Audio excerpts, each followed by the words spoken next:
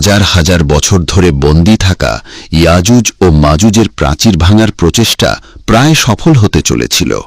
আমরা জেনেছিলাম কিভাবে তাদের সর্দার প্রথমবারের মতো ইনশাআল্লাহ বলবে এবং সেই একটি শব্দের জোরেই খুলে যাবে পৃথিবীর বুকে মহাবিপদের দরজা।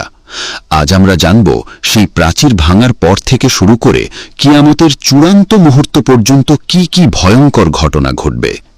সারা দিন ধরে দেয়ালটা ভাঙতে থাকবে। দিন শেষে যখন দেয়ালটা প্রায় ভেঙে পড়ার মতো অবস্থায় চলে আসবে, তখন তাদের সর্দার হয়তো আল্লাহর ইচ্ছাতেই বলে উঠবে, আজকের মতো এখানেই থামো, ইনশাআল্লাহ বাকি কাজটা আমরা আগামীকাল এসে শেষ করব।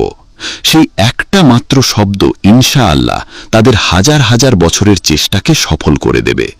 পরের দিন সকালে যখন তারা ফিরে আসবে, তখন তারা দেখবে দেয়ালটা ঠিক তেমনিই ভাঙা অবস্থায় আছে যেমনটা তারা রেখে গিয়েছিল। এরপর তারা এক ধাক্কাতেই সেই দেয়ালটা ভেঙে ফেলবে এবং কোটি কোটি ইয়াজুজ ও মাজুজ বন্যার পানির মতো তীব্র গতিতে সারা পৃথিবীতে ছড়িয়ে পড়বে। তাদের আগমনের সাথে সাথেই পৃথিবীতে শুরু হবে এক চরম বিপর্যয়, এক ভয়ঙ্কর দৃশ্য। যখন তারা উঁচু ভূমি থেকে দল বেঁধে নামতে থাকবে, তখন মনে হবে যেন পাহাড়ের উপর থেকে এক বিশাল কালো সমুদ্রের ঢেউ নেমে আসছে। তাদের চিৎকার আর পায়ের শব্দে মাটি কাঁপতে থাকবে। তারা তাদের যাত্রাপথে যা কিছু পাবে সব কিছু ধ্বংস করে দেবে। সবুজ ফসলের মাঠ তাদের পায়ের নিচে পিষে ধুলোয় মিশে যাবে। ফলের বাগানগুলো তারা উপড়ে ফেলবে। শহরের পর শহর তারা জ্বালিয়ে পুড়িয়ে ছারখার করে দেবে। যখন তারা জেরুজালেমের কাবেরিয়া লেকের পাশ দিয়ে যাবে, তখন তাদের প্রথম দলটি সেই লেকের সমস্ত পানি পান করে শেষ করে ফেলবে। লেকটি একদম শুকিয়ে মরুভূমির মতো হয়ে যাবে। কিছুক্ষণ পর যখন তাদের শেষ দলটি সেই শুকনো জায়গার পাশ দিয়ে যাবে, তখন তারা একে অপরকে বলবে, হয়তো কোনো এক সময় এখানে পানি ছিল। পৃথিবীর মানুষ ভয়ে আতঙ্কে দিশাহারা হয়ে যাবে। তারা নিজেদের ঘরবাড়ি ছেড়ে পাহাড়ের গুহায় এবং জঙ্গলে গিয়ে আশ্রয় নেওয়ার জন্য ছুটতে থাকবে।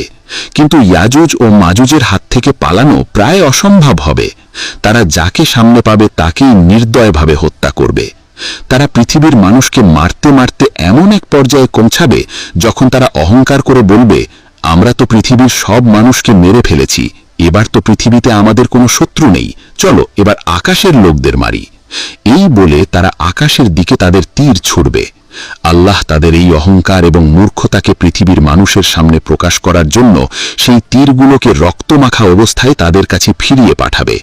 রক্তমাখা তীর দেখে তারা আনন্দে উন্মাদ হয়ে চিৎকার করে বলবে, দেখো, আমরা আকাশের দেবতাদেরও মেরে ফেলেছি, এখন আমরাই এই মহাবিশ্বের শাসক।